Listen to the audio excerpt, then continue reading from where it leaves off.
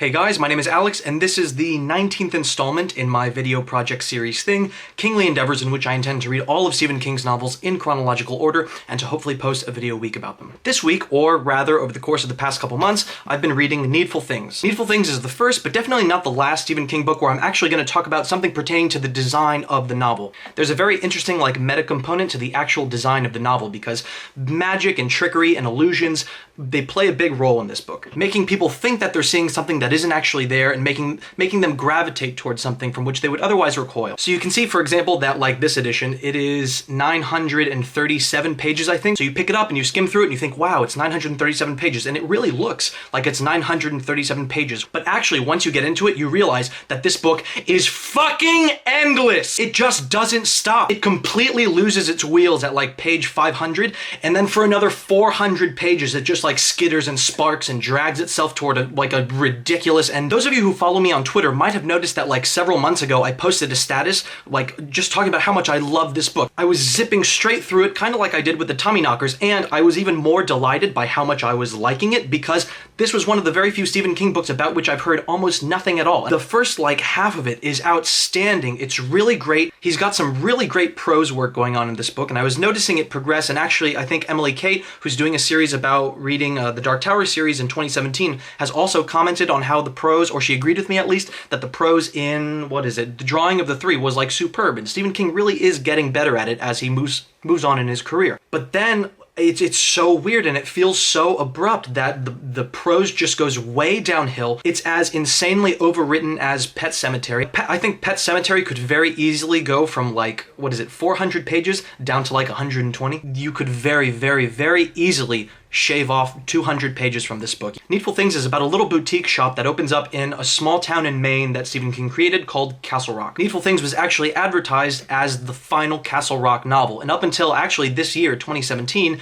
it seems to have been his last visit to Castle Rock. So this little boutique opens, it's called Needful Things, and it's run by a very tall guy named Leland Gaunt. Leland Gaunt is this old, cryptic, gentlemanly kind of guy. All of his fingers are the same length, which I thought was an interesting touch. I also maintain that I think that he was 100% inspired by Agnes Grimm's performance as the tall man in Don Coscarelli's Phantasm movies. But anyway, so in this shop, Needful Things, Leland Gaunt sells items that really tickle the fancies of all the people in that town specifically. So the little kid who's obsessed with baseball cards, he finds this very, very rare baseball card that he desperately wants. There are a couple of women who are obsessed with Elvis Presley, and they find this very precious, rare picture, I think it's the sunglasses of Elvis Presley. And I know I'm really exhausting the point that there are these constant metaphors for addiction throughout at least the first half of Stephen King's career, but one of the things to keep in mind in appraising Needful Things and why it's kind of wonky is that according to the biography written about Stephen King called The Haunted Heart, that's what it's called. According to The Haunted Heart, which is a biography that was written of Stephen King a few years ago, this Needful Things was the first full novel that he wrote while completely sober. While, yeah, I really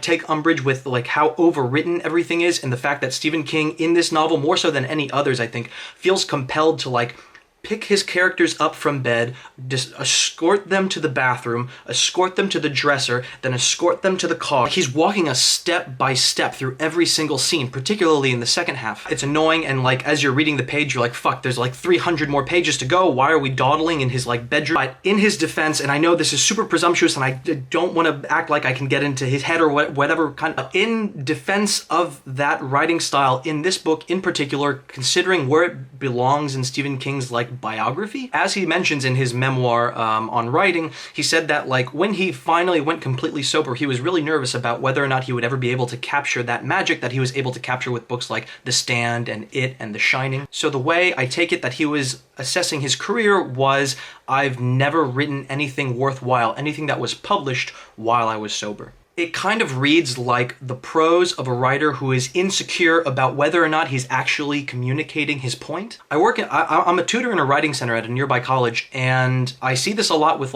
very talented writers who are nonetheless very insecure of their ability to communicate their ideas, particularly since the college where I work at, a lot of the students speak English as a second language. They will very efficiently make their point in the first two paragraphs, and then the third and fourth paragraphs they're spent rewording those first two paragraphs. So I'll go through it with the student and I'll be like, look, you said this up here and you said this up here. And like, they understand the point that I'm making, that they should take out these repetitive paragraphs, but you can see this torment. They're so insecure about their grasp of English that they want to like say the same thing 3 or 4 times in 3 or 4 different ways just to be 100% sure that they've covered the base. And so I think that's kind of a very sad human way to look at what I think, it hurts me to say, is kind of a failure of a novel. But I know that he has said in subsequent interviews that he looks back on Needful Things and kind of thinks that it just wasn't a very good book, that he meant it to be like a scathing indictment of Reaganomics, and now it kind of just went off the rails. But at the moment that I'm making this video, I've already read